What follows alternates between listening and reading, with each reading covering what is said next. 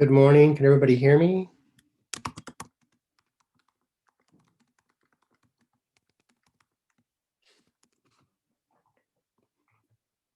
Oh, so I hope everybody had a good spring break. Let's see. Not to ruin your break so quickly, but we do have a test coming up, so um, I won't give it to you this week because that'd be kind of mean. So I'll just do it next week. But yes, my wife did have a baby last Tuesday. Congratulations. Thank you. Uh, it's been rough. Yeah, thank you. Mateo, which means Matthew in Spanish.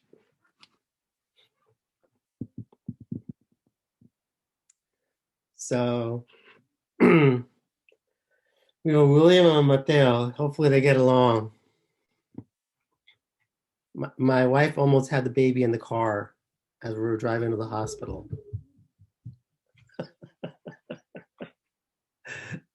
Yes, literally 20 minutes after we arrived in the hospital. She had the baby. Mm, nah, not really. Honestly, not too scary. I knew I'd get to the hospital before she would have the baby. So that being said, she didn't they couldn't she had to have the child naturally, which is, oh my god, that's pretty tough. So no, no shots, no nothing, just natural.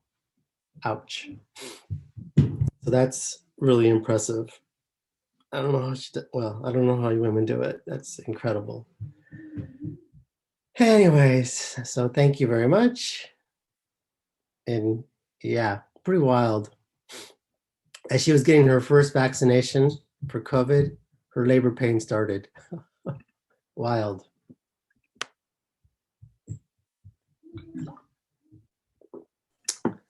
So did she have it after she got her first vaccination the same day, or was it a different day? No, the same day. Oh, wow. That's crazy. It was wild. It was wild. It was a wild thing. Just and then trying to get to the hospital before she had the baby. A little wild. And then we're stuck in traffic, so that was a little wild. So uh, but well, you guys you'll discover, especially the women. So once you have a child, you feel like you can do anything. You become super women because it really is, wow, pretty incredible. Anyways, any questions? So we're going to have two exams coming up in the last 5 weeks of class. This is the home stretch. This is it. For some of you, it might be the last 5 weeks of your schooling and the history of your education if you're taking the capstone in this class. We have another exam and we have the final exam. We have 3 exams in this class. So we have an exam next week, and then we have a final exam, the third exam.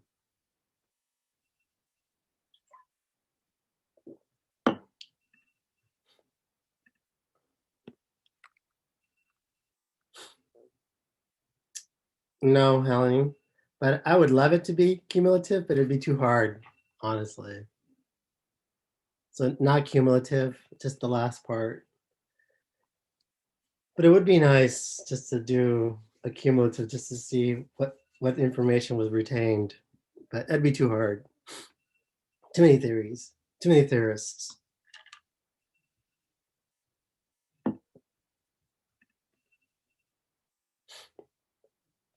In graduate school, at least in my graduate school, it was cumulative, but that was graduate school. That's not undergrad.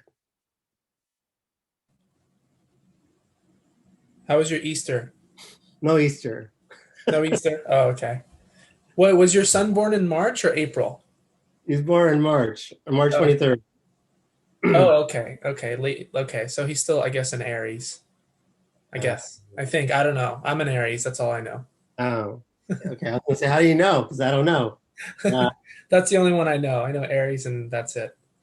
I think he's an Aries. I don't know. I have no idea what that means, but yeah, we have an Aries and a Virgo. Because my other son's a Virgo. That's all I know. That's it. And I know I'm a Capricorn. That's all I know. That's it. But pretty wild. It was a pretty wild spring break. I had no spring break. I imagine there'll be no sleep for the next 2 years. That's okay.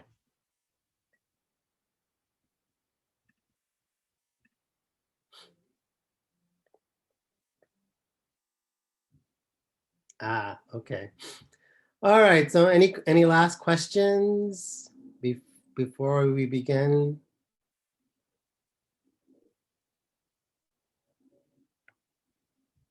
Any questions before we start talking about McLuhan? And thank you for all the congratulations.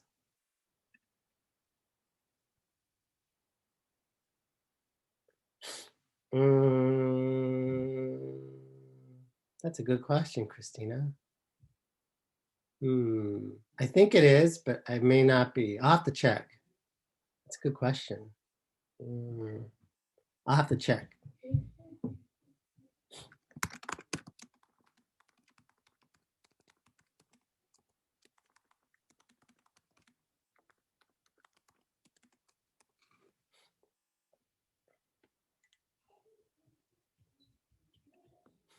All right, so technological determinism theory by Marshall McLuhan.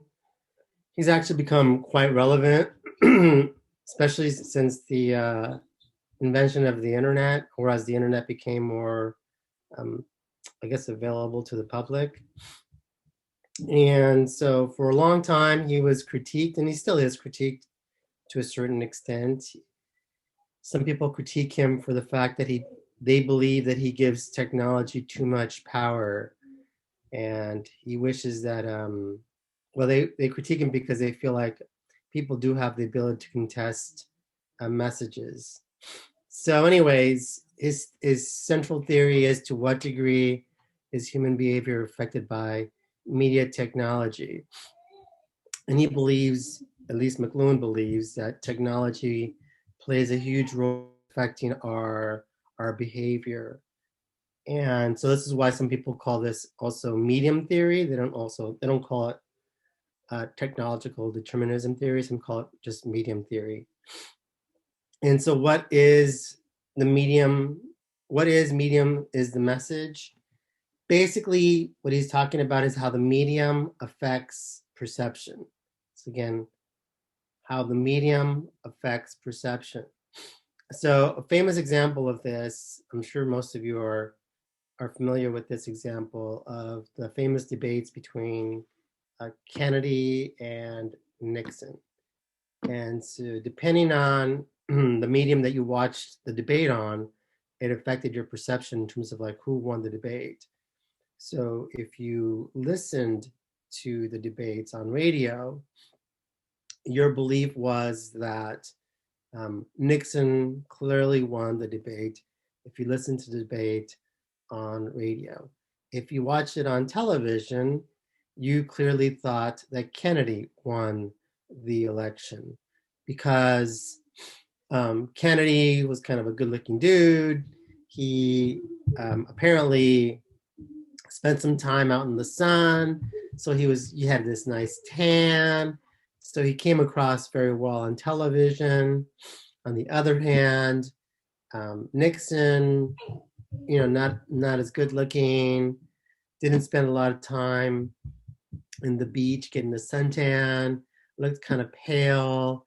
And so if you watched the debate, depending on the medium that you watched it on, it affected your perception in terms of like who won the debate. And so this is what he means by what is um, what is medium is the message is how the medium affects perception. So again, it's how the medium affects our perception. And some would say right now that this comment of medium as a message is very relevant, depending on how, if you think about how social media is affecting our perception. So technological determinism is the method of delivery is more important than the content. And so I think that's true if you really think about it, right? Like, for instance, things said to you in person you may not find it offensive because you kind of can see the context of something, right? Facial expressions or whatever. You can kind of get a context of how the message is being delivered to you, versus rather, let's say the same thing is said to you via a text message or through an email. It's the same exact message, but the medium is different, and it totally affects how we receive the message, right? If you think about it, if the message is delivered interpersonally, face to face, versus email, that the method of delivery can affect how we receive the message. So you might think of the message as sort of like, oh, that was a joke, versus it's the same exact message, but you might be offended because you don't get the context per se. And so, again, technological determinism method of delivery is more important than the content, which again I think is very, very relevant in today's society, especially with the way we communicate through social media, which I personally refer to it as anti-social media, but it's fine. So global village. The global village this is a famous term that he coined called the global village. And he believed that the world is contracted by electronic technology. And so the world is essentially shrinking, right? We think about the World Wide Web. But one of the things that McLuhan talked about with the global village is that in a global village, it's going to increase tribalism. And within tribalism, people become much more tied to a group and much more protective of their group. And so what ends up happening in this global village is there's actually more infighting amongst the tribes. The tribes fight against each other. So this idea that we are going to all get along in this global village and get along happily is something that Marshall McLuhan said, no, that's not going to happen. As a matter of fact, what's going to end up happening in this global village is that we're going to have tribalism, and we're going to have more fighting amongst people. Not less fighting, but actually more. So this is one of the things that he talks about. Hopefully my video works. When he talks about the global village. Way back in the early 50s, you predicted that the world was becoming a global village. We'd have global consciousness. And I'm wondering, now, do you think it's happening? Well, now we're playing backwards. We're going back into the bicameral mind, which is tribal, collective, without any individual consciousness. But it seems, Dr. McLuhan, that this tribal world is not friendly. Oh no, tribal people, one of their main kinds of sport is sort of butchering each other. It's a full-time sport in tribal societies. But I had some ideas. We got global and tribal. We were going to become the closer you get together, the more you like each other. Yeah. There's no evidence of that in any situation that we've ever heard of. That when people get close together, they get more and more savagely impatient with each other. Well, why is that? Because of the nature of man, or his tolerance is tested in those narrow circumstances very much. Village people aren't that much in love with each other. And the global village is a place of very arduous interfaces and very abrasive situations.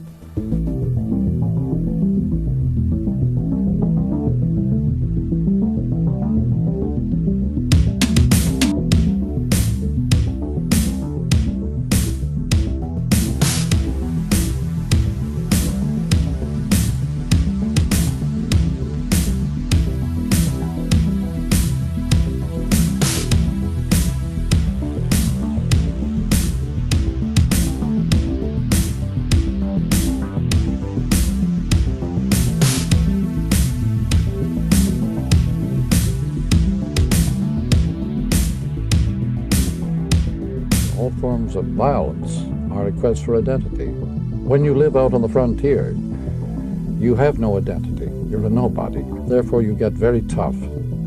You have to prove that you are somebody. And so you become very violent. And so identity is always accompanied by violence. Ordinary people find the need for violence as they lose their identities.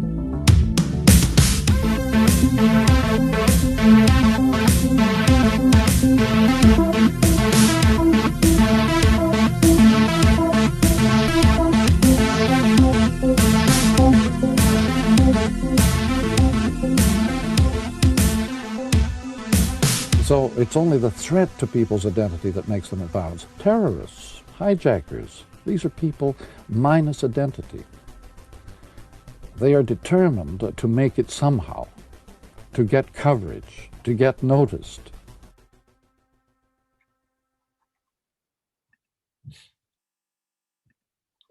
So, right, this interesting thing that as we become more tribal, we actually become more violent. And we don't get along with each other. So if you think about, right, if you think about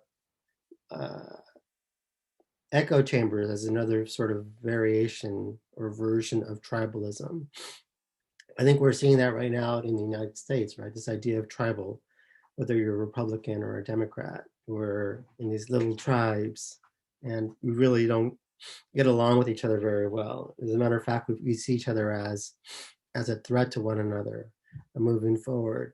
And so I think we're seeing that right now as we proceed in 2021. So I guess for all you young folks, right, is what are we going to do moving forward to try to try to get rid of the tribalism that is occurring in our global village? Because obviously electronic technology is not going to go away anytime soon. If anything, it's going to bring us even closer together. And so this idea of tribalism is how do we find ways to get along to sort of reduce, right, this idea of tribalism, so we don't have, a great deal of friction and fighting amongst each other. So that's going to be a huge challenge moving forward. Questions?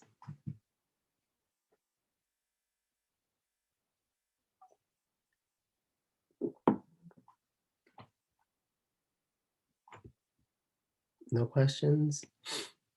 So the other thing that McLuhan talks about is how different media invites different types of audience participation.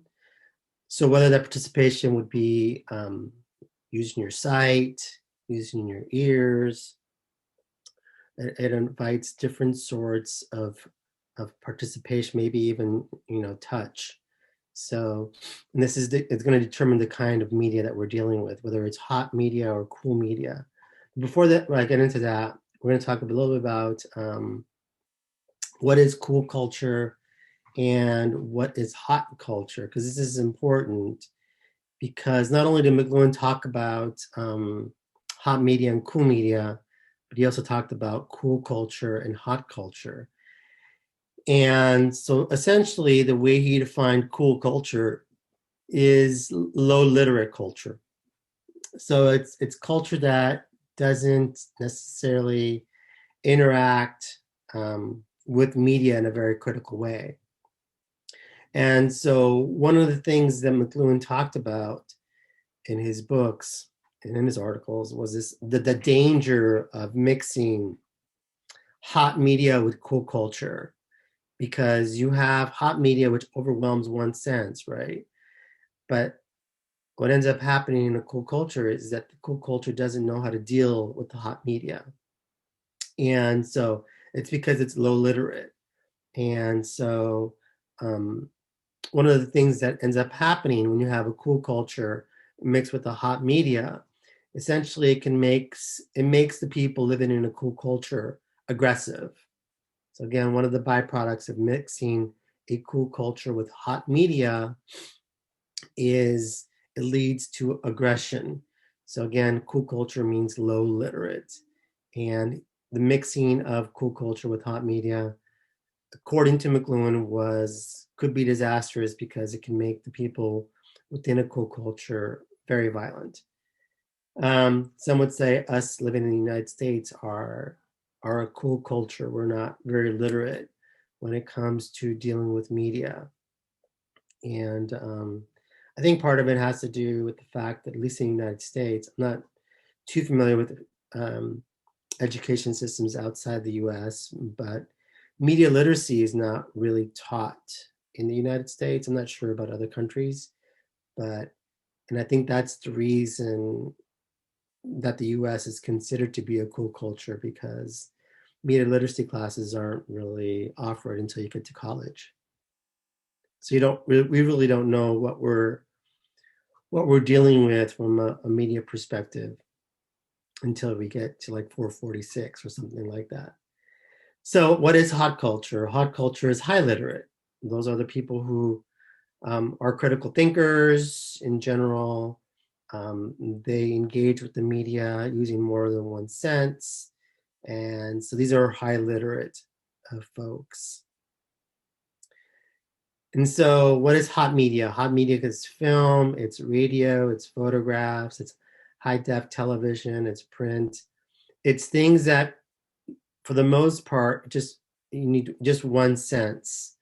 And so one sense means essentially there's less participation from the audience. And again, it can be a dangerous mix with a cool culture. So if we as Americans are getting our information from one type of media only, and that one type of media happens to be a hot media, it's not good for us. And on the other hand, we have cool media. Cool media is black and white or low def television, speeches, comics, video games, computers, because it involves more than one sense. If you think about computers, video games also involves more than one sense. This is why when people say video games make you violent, I always wonder, like, really? I'm like, I don't know, because it really involves more than one sense. It's a cool media. Although some people would say that video games are heating up. So meaning that the video game technology is getting so good that it's starting to overwhelm one sense. I don't play a lot of video games, so I'm not sure if that's necessarily true. What else? Let's see. Oh, regarding television, I know you see TV in both categories. And so this goes back to the idea of heating up. These high def televisions have become, super clear. They're gigantic. Some of them are like, the size of a small movie screen. They're really quite big, and they're crystal clear images. So much so they overwhelm one sense. That one sense is your vision. Most of you are too young. I would imagine many of you are over 25. Maybe you are. I don't know. But you're probably in your 20s, I would imagine. So I don't think many of you are really familiar with low def television. We were kind of poor, so we couldn't afford like cable, at least for a long time. And so we would have, the rabbit ears, and the signal for television was pretty terrible. It was pretty like grainy. And so just to see a television program or just to watch the news, you couldn't just rely on your eyesight. You really had to listen to what was being said, because the picture was not very clear. And so this is what I mean by cool media, because for a low def television, you really need your eyesight to watch, but you also really need to hear.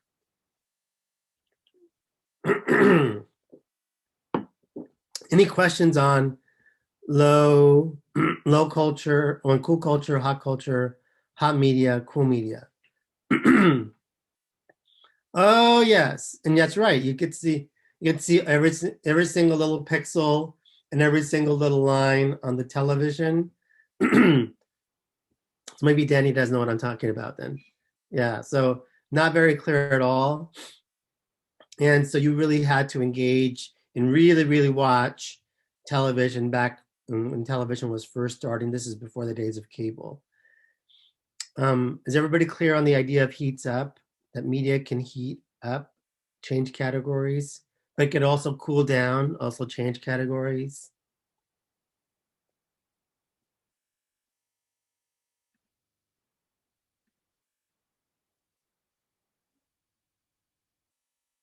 So when you're saying heat up and change categories, does that mean that you can like media can kind of go from like one intense subject to another, some like categories that might make people like I don't know, like upset or make them feel like negative emotions? What would or would you say that's something else? Heats up would be like change categories. So in other words, film at one point in time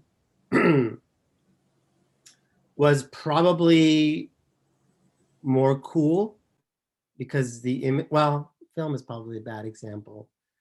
I'm trying to think of a better example. Video games. Video games, some would say, is heating up because the graphics and the technology of video games is getting to be, the quality of the images are sort of like matching film. Now, the reason that it's still considered to be a cool media is because the computer game itself doesn't, in order for you to engage with the computer games nowadays, it's just not about watching it on the screen. You have to engage, right? You got to play with some sort of remote control, or you got to use your fingers or whatever to maneuver what's going on in the game. And so that's why it's considered to be a cool or cooling down, because it relies on more senses. Also, especially if you play these team-oriented video games, right? These massively multiplayer online role-playing games. You're playing with teams, and you got to talk a great deal with your teammates in order for you guys to achieve your mission. And so, because of all these different things, video games are cooling down as opposed to heating up. Even though the technology of the video game, screen-wise, image-wise, is heating up, you have all these other categories that keep it cool. And so if it keeps it cool, then it's less likely to overwhelm your one sense. And so therefore, at least for us Americans, it becomes less dangerous. This idea of video games being blamed for violence, for instance, is really doesn't make a lot of sense according to McLuhan's theory, because yes, we might be illiterate, but really video games is not a hot media. It's a cool media. So the impact that it's having on us is probably pretty minimal. Gotcha. Thank you. Now, if you think about film is getting hotter and hotter and hotter, especially if you think about 3D, right? I mean, film has always been considered to be hot because it overwhelms one sense. But now when you with these 3D glasses, it's even hotter. So I would say film, if anything, is probably more dangerous for us Americans than video games are,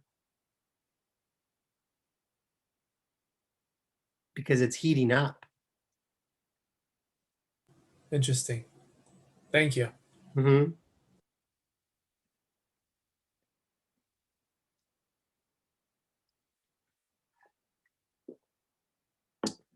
What would a choose your own adventure movie fall? That's a good question. A choose your own adventure movie would be a cool media, Darren, because it would involve more than one sense, right? Because one of the things that makes film a hot media is essentially you walk into this dark room, right? It's called the theater. Well, hopefully now they're called theaters now because, well, they've always been called theaters, but now we actually get to go back to the theaters. And you sit in this dark room and you essentially sit back and you just watch the movie. And so, but if you're choosing your own adventure, that's going to rely on more senses, right? You have to like use touch or whatever. And so that's cooling it down. That's a good question.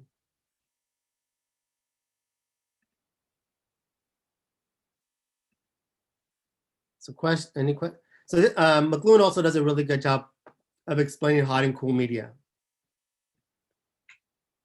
I'd like now just to ask you about the distinction that you draw between different kinds of media within the electric technology. You call some, such as television, cool, and some, such as radio, hot. Now, what does this mean?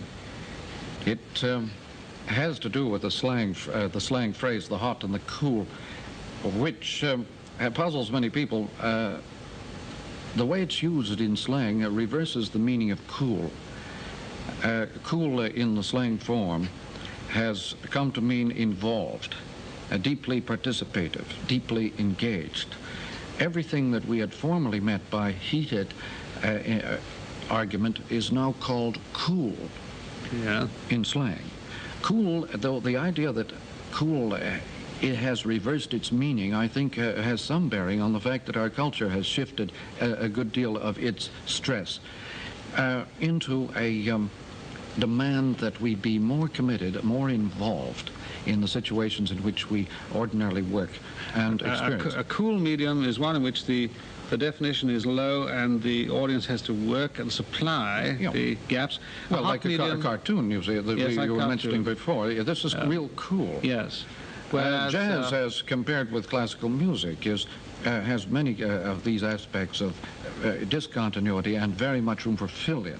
Yes. But where the information or data level is low, the fill-in or participation is high. If you fill the situation with complex data, the opportunity for completion fill-in is less and participation is less. So any questions on this idea of hot and cool? So Darren makes a good point on this idea of choosing your own adventure movie. That'd be a great example of cooling down because it's going to require more participation. The more participation that's involved by us, the user, or the consumer, or the audience, means that actually it's cooling down. Less participation required means that it's heating up. Some would say, for instance, the remote control, right? Even though it's a 3D or high def television, the fact that we have a remote control where we can change the channels requires more participation. So that would be an example of cooling down TV as opposed to heating up. Does that make sense?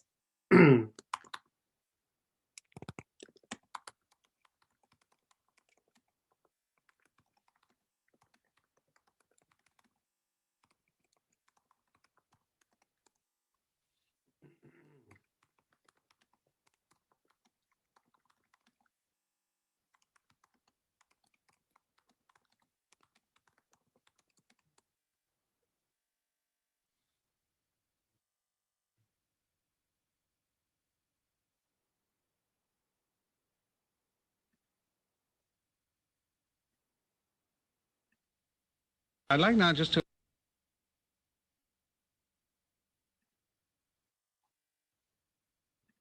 Okay, so more about technological determinism. He also believed that technology, or media, I should say, was an extension of ourselves. If you think about the phone, right, it's an extension, it extends our voice. Especially now if you think about text messages, it really certainly extends our voice or our words. Film and TV extends our eyes and ears. Radio extends our ears, and computers extends our brains. And so one thing that to bear in mind, McLuhan talked about this idea of the narcotic effect. Again, narcotic effect. And so he believed that media has the power to have a narcotic effect. In other words, media can become a drug. And certainly if you think about our phones, right? Some of us can't walk out of the house without our phones. We feel like almost like we're naked if we don't have our phones. We feel something's missing. And so we can become addicted to media, according to McLuhan. So that's how much power media has on, or can have on us, is that it can actually have a narcotic effect. Like essentially, if you weaned yourself off of social media, for instance, you would feel like withdrawals. For instance, if you decided, I'm not going to post anything on Instagram or say anything on Facebook or whatever, you would actually feel withdrawals. And so to counter, right, you need to be aware of this narcotic effect. So besides awareness, how do you counter this narcotic effect? Well, one of the biggest things that McLuhan talked about was to counteract a media's effect, you needed to use another media that required a different sense. So, for instance, let's say you watched a lot of television, which requires, obviously, it requires a lot of your vision. And so let's say you were, addicted to TV. McLuhan would say, well, to counter that, you should listen to a lot of radio because you're using a different sense.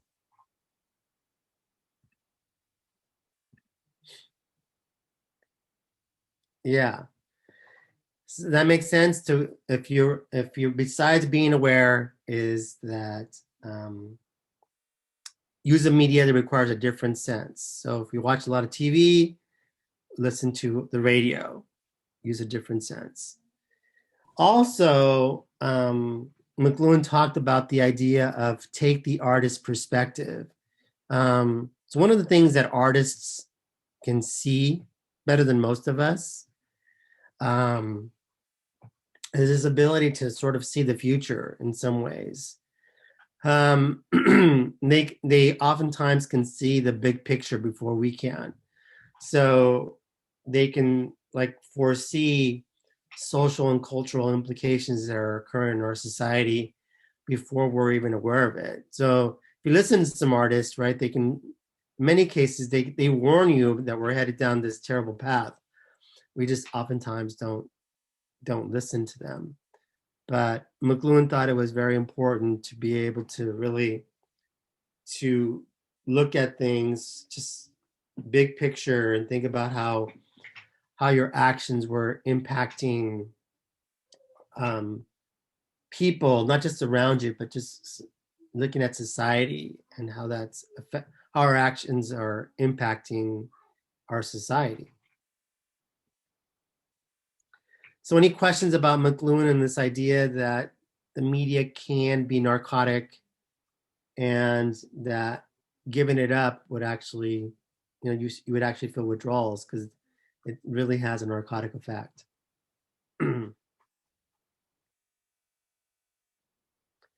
Now, mind you, McLuhan, most of the stuff that McLuhan talked about, he wrote this in the 50s and 60s. So mind you, he wrote this a long time ago. I mean, McLuhan died in 1980.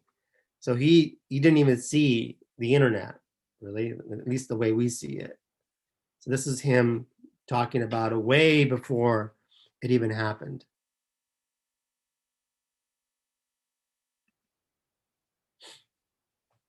All right, so another theory, not similar to technological determinism, but another very interesting theory that also very much related to the internet. So we have social penetration theory by Altman and Taylor, and the idea is it's a human communication theory, sociology as well. This idea of interpersonal, so superficial to intimate through self-disclosure. So this idea, right, that think of us as we're sort of onions, right? And so most of the information that people get off of us as humans is superficial, right? They know us superficially just through like small talk, especially now because we all taking class through Zoom. You really don't know each other that well, at least. And even if you were in an in-person class, you probably don't know your classmates all that well because it's all superficial. And so, and we do this because we're sort of trying to protect ourselves because we understand, right? The more information we give to somebody, it's more it's riskier, right? And so we have to go through these sort of like through our minds and go, well, how much can I disclose to this person? How much is safe to disclose to this individual? Because the more you disclose, the riskier it is. So this is why, you know, we are very careful in most cases to disclose information about ourselves, because the more intimate we become, the more vulnerable we feel. That makes sense? Superficial is easy. Intimate information that we give about ourselves is very difficult, and we feel very vulnerable when we give away intimate information about ourselves. So one thing to think about, right, that Altman and Taylor talk about is this idea of the self-disclosure process. We have the orientation stage. This is like small talk. So for instance, some of you might engage, those of you who study together, I'm not sure if you do, but honestly, I think that's a good idea if you did. But this idea of small talk, you have small talk with one another, whether we were meeting through Zoom or in person, you get to meet your neighbor, say, hi, how are you? Where do you live? What school did you go to? Those sort of things. And so again, this is just small talk, very superficial, not very risky. You know, it's easy. Then we have the exploration affective stage. And this is sort of like a little more intimate information. This is information that you might feel vulnerable to disclose, right? So for example, during this stage, you might give away or let people know your political views, which nowadays can be rather tricky in this day and age. Exploration affective stage could also be things like, I don't know, your maybe your hobbies, your favorite sports teams, those sorts of things. So a little bit more intimate information at this stage. Affective state, affective. This is where you're really giving away more intimate details about yourself. You're disclosing your personal idioms, right? It's like, you know, your sayings that you say, maybe that you only share with your friends, but then as this person becomes more involved in your inner circle, maybe you start to disclose what are some of these personal idioms that you have. This is the stage where you feel like it's safe to critique somebody because you've gone through these first two stages. You feel like you know this person relatively well. Then you have the fourth stage is stable, right? Predictable. So stable would be, for instance, I guess, like you're in a marriage, right? Or you're in a long-term relationship, whether it's a friendship or intimate relationship with somebody, or your boyfriend or girlfriend or whatever. And so this is more, you feel stable in this particular environment. And then we have deep penetration. This is where you break up with somebody, right? And either one of you needs to break up, or both of you feel like it's time to break up. You deep penetrate because you no longer feel safe to disclose intimate information about yourself, and it's the end of the relationship. And so, mind you, this doesn't always happen in linear order, right? It might happen in linear order, or it may not happen in linear order. So for instance, some of you might, I mean, I don't know any of you, but really that all that well. So some of you might go from like 1 to 4, right? I might go from small talk to having a relationship very quickly. This especially happens very quickly in an online environment. So the self-disclosure part is what happens for regular human communication. Now, traditional media or social media can speed up the process of this very quickly. As a matter of fact, you might even jump stages in social media, for instance. So it doesn't happen in linear order. It might happen in linear order, but it doesn't always happen in linear order. It really depends on your cost reward. In other words, you how much information you kind of like weighed in your head. Well, is it worth me giving out this much information about myself? What's the reward, and what's the punishment going to be by giving out this information? Like, I don't know, you might say to somebody, I'm Republican right now, and maybe that, that person is a Democrat, or you don't know what their political ideology is, yet you're telling them. And so you're weighing that in your head, going, is it okay for me to tell them what my political ideology is? And so there's always this sense of assessment, right? You're assessing the other person and trying to get a gauge on whether or not they're going to accept you for who you are. And also, this depends on your gender, male, female, trans, whatever. It just depends on your gender in terms of like how quickly you give out information. I'm not sure which gender gives out information more quickly. I want to say women, but I could be wrong. I don't know. I think men give out information just as quickly, I believe. Age, I think age certainly does play a factor in how quickly you give out information. I think the older you are, I think you become a little bit more hesitant about giving information very quickly because you've kind of been jaded over time, right? By disclosing information too quickly. Culture could play a factor in how quickly you give out information. Here in the West, right, we might be a little bit faster about giving information about versus people who maybe come from the East, maybe Asian cultures may give out information a little slower than us Americans, or out here in the West. I'm not sure, but I'm assuming. So all this stuff plays a factor in the speed of disclosure. So again, the disclosure could happen in linear order or not. You might skip things, and I think in social media, I think we're likely to skip things very quickly. So examples. So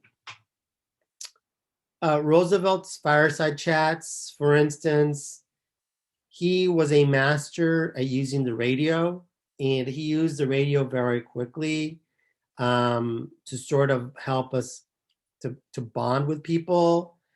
So really, I don't know if anybody has any like relatives that are still alive that remember Roosevelt fireside chats, but I've listened to some of them, and he was really quite good at using the radio.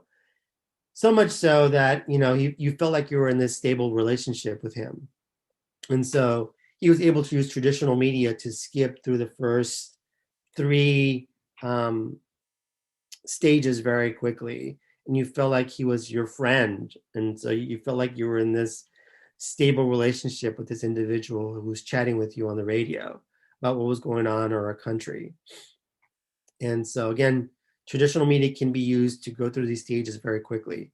This also happens on movies, mind you, or television programs or reality TV shows, is that if you think about reality TV, I don't know if anybody watches The Real World or what is that thing called? The Challenge? I don't know. Does anybody watch The Challenge on MTV? Those, or sometimes on The Voice, you might hear people talking about their background. And so this idea of self-disclosure happens, and it's important because it helps you bond with that individual very quickly. So very quickly, right, the audience decides whether or not they want to they choose to bond with that person or not. So if you think about The Voice or American Idol or any of these reality TV shows that you see on MTV or whatever, they use self-disclosure very strategically, and the purpose is for the audience to decide whether or not they want to bond, in other words, like this person, or dislike that particular person. And so reality TV especially does this. Think about this. I know when I used to watch The Real World, I haven't watched The Real World in forever. I'm not even sure if it's still on. But in the first few seasons, I really did like it. I kind of enjoyed it. And reality TV really uses these long monologues and to really get the characters to bond with the individuals, because it feels like the characters are speaking to you, right? And so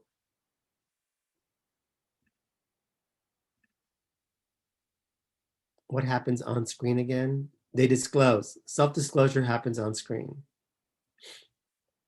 And again, self-disclosure happens because the producers want you to bond with that character or hate that character, I suppose.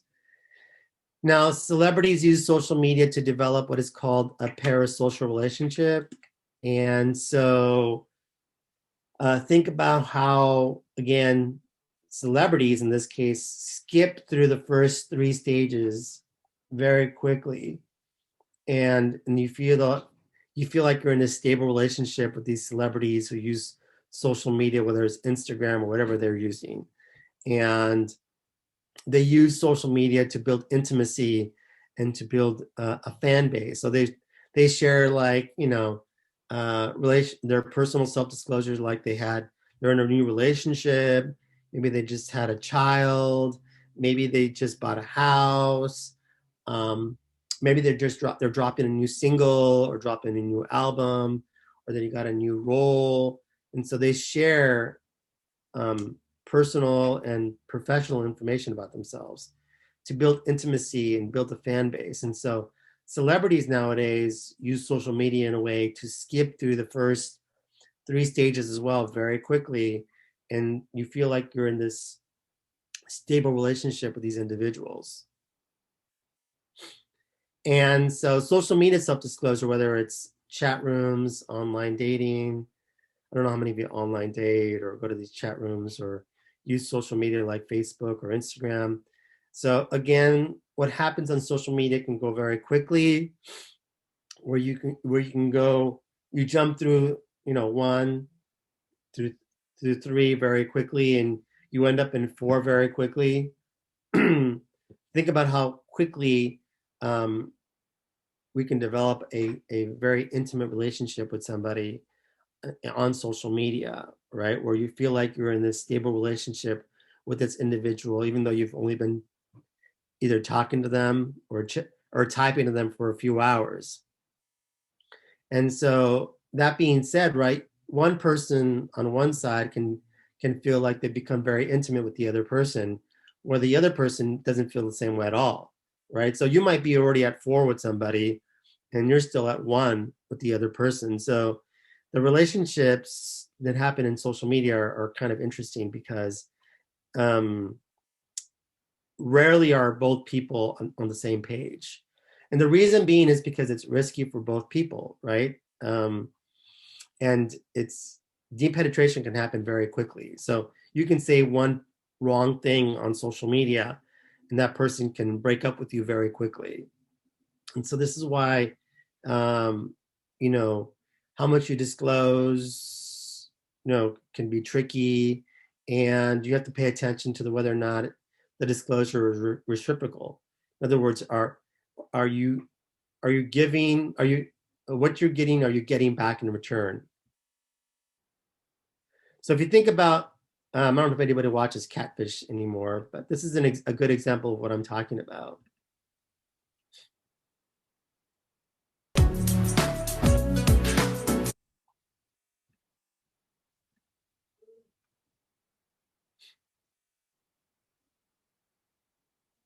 Self-disclosure. happens on screen. And so think about how in social media, right, somebody can go from 1 to 4 or 1 to 5 very quickly, right? Some of you might might go from small talk to somebody and jump all the way to deep penetration just after small talk and going, I don't like this person. I'm ending the relationship. Does that make sense? That in social media and in traditional media, you can jump stages or go through stages very quickly, but you can also deep penetrate very quickly. And so if you don't agree with somebody nowadays, especially on social media, even your friends, right, who you've known for forever, you can very quickly nowadays just deep penetrate. Boom, it's over. I don't like your political ideology, end of relationship. Just like that.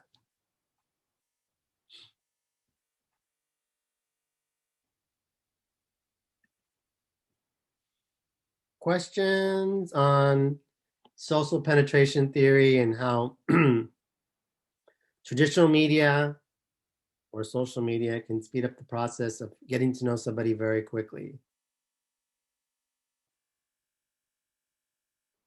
Like I've known people on social media develop a relationship with somebody after they've known them for a week.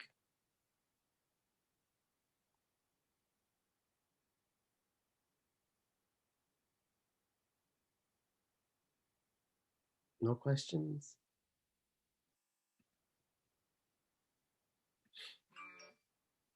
Okay, so moving on to the last theory of effects. It's called media dependency theory. And so this was one of the first theories to recognize that people are active in the communication process. So mind you, we're sort of now a little bit of a shift in terms of like power. A lot of these theorists and most of the theories that we talked about, or theories, talk about and center on the fact that media is, powerful and that we're not very active. And so media dependency theory basically talks about that we're actually active in the communication process. In other words, we can pick and choose the media that we want to listen to. And so basically DeFleur and Balrokish talk about that we're relying on media for three things. Number one is escapism. So we use media to escape, right? So for instance, during this time of COVID, maybe you've watched more television. So the idea of streaming programs on Netflix, you binge watch, you're more apt to binge watch things on Netflix or on Disney Plus or whatever, because it's just, the thought of COVID is either scary or it's just depressing. And so you use media to essentially escape, right? To escape our circumstances for a little while. So what is the first? Again, escapism. We use entertainment to escape. Number two, or second, we use media for complex issues, right? So again, it's used for complex issues. This is where we might reconsider something, right? We might consider our social beliefs.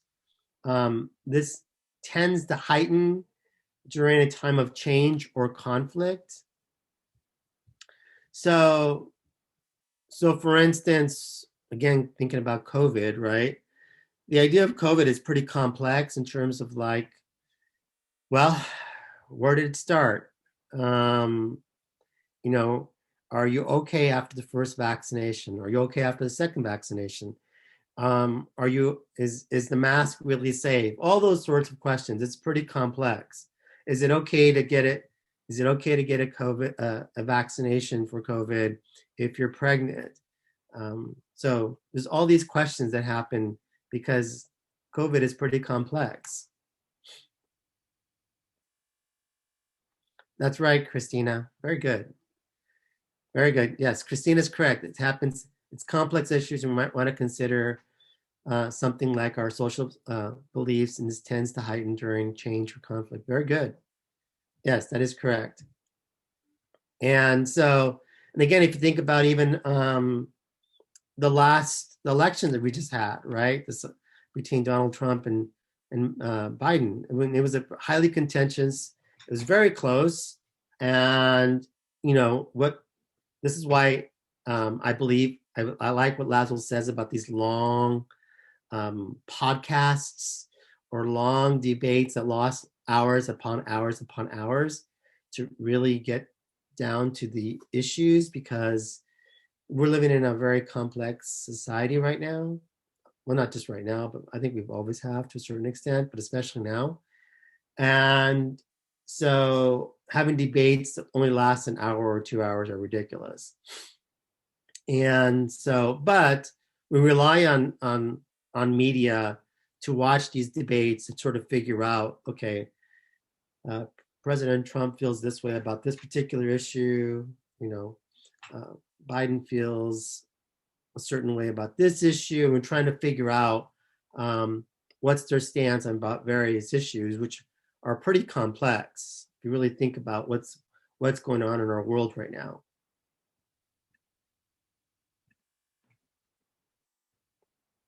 Thank you, Christina.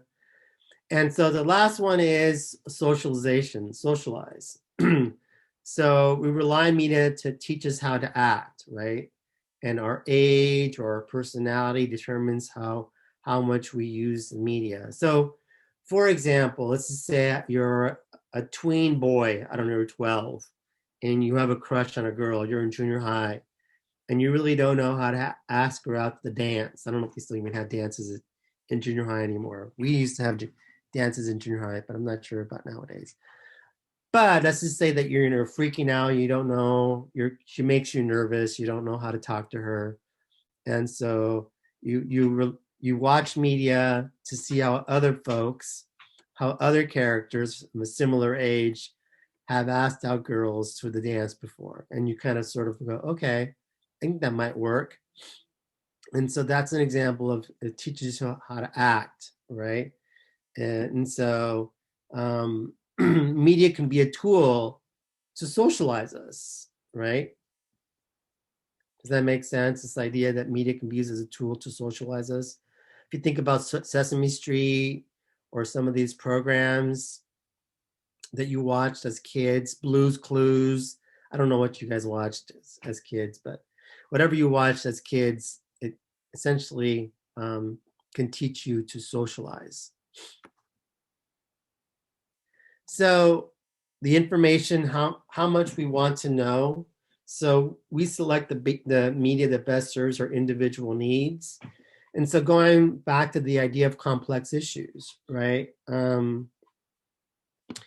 Let's just say that you're interested about the origins of the COVID virus, and you go, well, did it really start in a Chinese lab? I don't know. All these people did say different things. And so you try to seek out, information to try to figure out the origins of the virus. Did it come from a wet market? Did it jump species? Did it come from a bat? I mean, I don't know. And so based on the information that you're trying to seek out, you're gonna pick that media that best serves your individual needs. Or maybe it's something simple, right? You're like, I just want to escape from the world, and you're gonna pick the media that best serves those needs. So maybe you have Disney Plus, but you also have Netflix, you have all these other streaming services, and you go, but I really love Disney movies. And so I want to escape and think about my childhood again. So I'm just going to stream a bunch of shows on Disney Plus. And so you end up watching that. So the point being, again, is that, how much we want to know. And so we select the media that's going to best serve our individual needs, whether it's the need is to socialize, whether the need is to escape, whether the need is to figure out some sort of complex issue. You're going to pick the media that best serves those needs. Questions?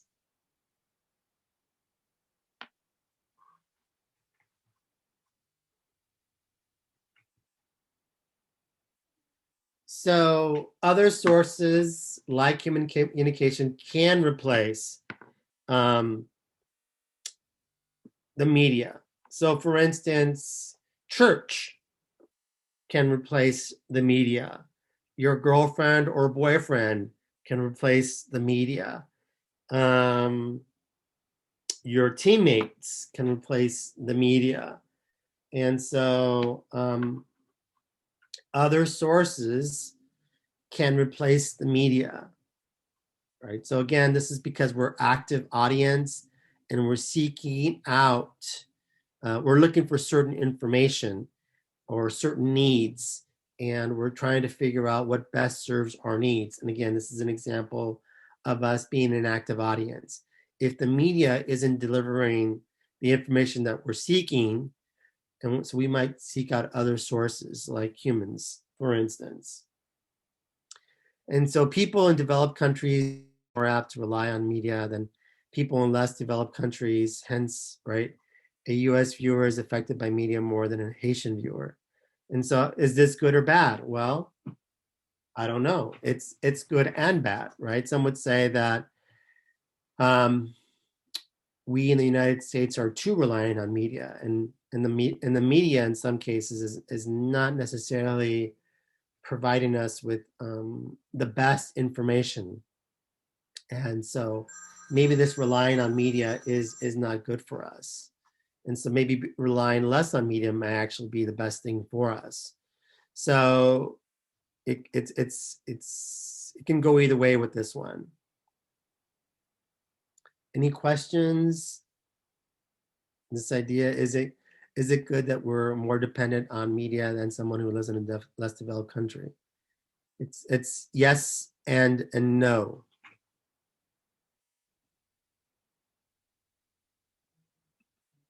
So for example, with social media sites being used by 1/3 of the entire world, they've clearly had a major influence on society. But what about our bodies? Here are 5 crazy ways that social media and the internet are affecting your brain right now. Can't log off? Surprisingly, 5 to 10% of internet users are actually unable to control how much time they spend online. Though it's a psychological addiction as opposed to a substance addiction, brain scans of these people actually show a similar impairment of regions that those with drug dependence have. Specifically, there's a clear degradation of white matter in the regions that control emotional processing, attention, and decision-making. Because social media provides immediate rewards with very little effort required, your brain begins to rewire itself, making you desire these stimulations, and you begin to crave more of this neurological excitement after each interaction. Sounds a little like a drug, right? We also see a shift when looking at multitasking. You might think that those who use social media or constantly switch between work and websites are better at multitasking, but studies have found that when comparing heavy media users to others, they perform much worse during task switching tests. Increased multitasking online reduces your brain's ability to filter out interferences and can even make it harder for your brain to commit information to memory. Like when your phone buzzes in the middle of productive work. Or wait, did it even buzz? Phantom vibration syndrome is a relatively new psychological phenomenon where you think you felt your phone go off, but it didn't. In one study, 89% of test subjects said they experienced this at least once every 2 weeks. It would seem that our brains now perceive an itch as an actual vibration from our phone. As crazy as it seems, technology has begun to rewire our nervous system, and our brains are being triggered in a way they never have before in history. Social media also triggers a release of dopamine, the feel-good chemical. Using MRI scans, scientists found that the reward centers in people's brains are much more active when they're talking about their own views as opposed to listening to others. Not so surprising, we all love talking about ourselves, right? But it turns out that while 30 to 40% of face-to-face conversations involve communicating our own experiences, around 80% of social media communication is self-involved. The same part of your brain related to orgasms, motivation, and love are stimulated by your social media use, and even more so when you know you have an audience. Our body is physiologically rewarding us for talking about ourselves online. But it's not all so self-involved. In fact, studies on relationships have found that partners tend to like each other more if they meet for the first time online rather than with a face-to-face interaction. Whether it's because people are more anonymous or perhaps more clear about their future goals, there's a statistical increase in successful partnerships that started online. So while the internet has changed our verbal communication with increased physical separation, perhaps the ones that matter the most end up even closer. Speaking of social media, we had you ask us questions on Twitter, Instagram, Facebook, Tumblr, Google+, and every other social platform we could find, and did a Q&A video over on ASAP Thought. So if you feel like getting some insider info on ASAP Science and behind the scenes, check it out with the link. So again, I guess the big question is, right, is it good for us to be so dependent on social media or traditional media? Some might say, okay, it's good, it might be okay, and others might say that it may not be so good. So it just really depends. Any questions?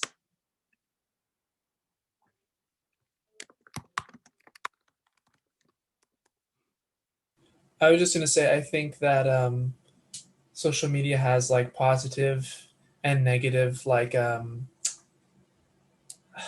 I guess I don't know what the term is. Outcomes. There you go. My sister has a friend, and his roommate went missing like a few weeks ago, and people were posting all over social media like, "Hey, this is like his photo. Like, hey, this is him. This is what he looks like. He drives this kind of car. Blah blah blah." And anyway, because of social media, this girl found him in like somewhere like in the LA, LA County. I'm forgetting which city it was, or which district, whatever. But she found him, and because of like social media, she saw him. She saw his car, and she like reported it to the police. And he was ended up being okay. He just kind of, I think he had some like depression problems, and not problems, but issues and stuff like that. And so his family and his friends and stuff were all really worried about him. But they eventually found him, and he was brought home safe. So it's just crazy what social media can do, and how this one woman, or this, I think it was a woman, found him and basically was able to kind of help return him home because of Instagram or whatever she saw it on. So in this case, it helped out, because if we didn't have social media, who knows if they would have been able to find him. Exactly. Yeah. I mean, when I was a kid, that would have never happened. When I was your age. Exactly. It's probably more likely it would be like on a milk carton or something like that, but we wouldn't have the access to, uh, a phone. Right. We were the first generation to grow up with the milk carton. Oh, gotcha. I don't know if anybody knows what I'm talking about. The missing kids on a milk carton. That was us. Yeah. Thankfully now you can post. You don't have to, send in an ad, or not send in a request to, the milk companies and ask them to put a child on, or whatever they used to do. I'm not sure. Now you just post it on Twitter or Instagram, and, you ask your friends to post it or whatever. And there you go. It's all over, which is great. It can really help people, in this instance, find this man. Right. Exactly. It's a great story. Yeah. Thankfully they found him, which is great.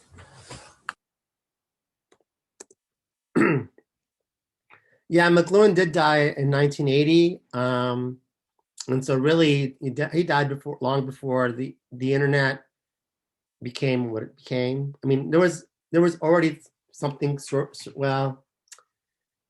there was something called ARPANET, which we're going to talk about when we talk about the internet, and so that was the early variation of the internet.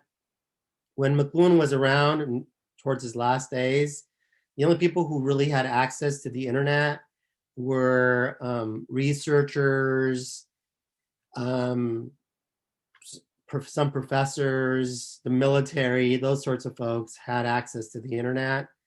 And so the internet didn't really become accessible to most of the people in public. So McLuhan knew this existed, but he didn't know it was going to, I mean, this is what he predicted before it really took off. And how did he know? I don't know. Honestly, people thought he was crazy when he was saying these things, but turns out that he wasn't so crazy.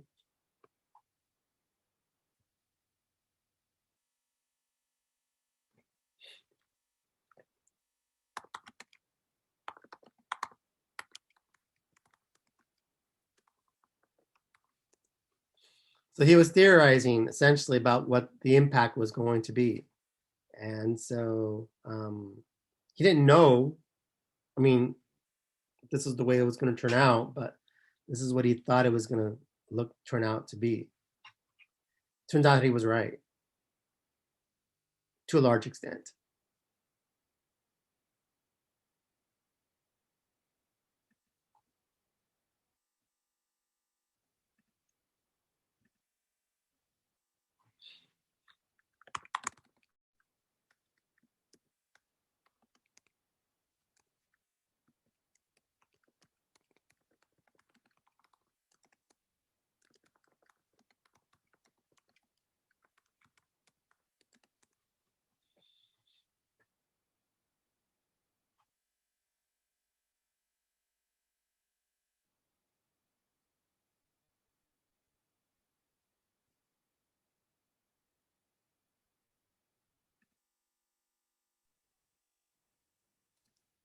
Professor, Yes. are you available in your office hours today, or do you have to make an appointment? I'm always available, my office hours. Okay, 11:30, right? It's Monday. Yes. Okay. Sorry. Did you have your son? Yes, I did. Congratulations. I just want to say congrats to that, and I hope that you had a good spring break with your family. Thank you. Yeah, totally. A lot of sleepless nights. Looking forward to some more, huh? Rough. Yes. All right, then. Well, thank you, Professor. I showed up late today. I hope that you can obviously post this up on your Canvas so I can make up for the notes I missed. Okay, we'll do. All right, thank you. Have a good Monday. All Thanks, right. Professor. Bye. See you, Alex. See ya.